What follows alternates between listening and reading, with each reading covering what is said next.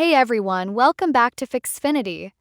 In today's video, I'm going to show you exactly how to add torrentio on Stremio, and also explain why it might be missing from your setup.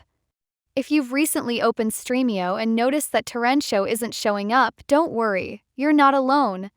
Torrentio is a third-party add-on, and sometimes it doesn't appear automatically in the app, especially if you haven't installed it manually. Let's fix that. First, you'll need to head over to the official Stremio website and download the latest version of the Stremio app for your device. Once it's installed, the next step is to configure torrentio. Open your browser and go to the torrentio configuration page.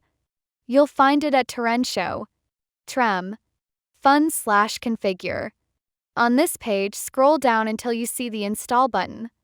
Click that button and you'll get a prompt asking you to open the Stremio app. Go ahead and confirm it. Once the Stremio app launches, you'll see a prompt to install the add-on. Just click the Install button and torrentio will be added to your list of add-ons. Now, to make sure everything runs smoothly, it's a good idea to restart your computer. This ensures the add-on appears correctly in your Stremio interface.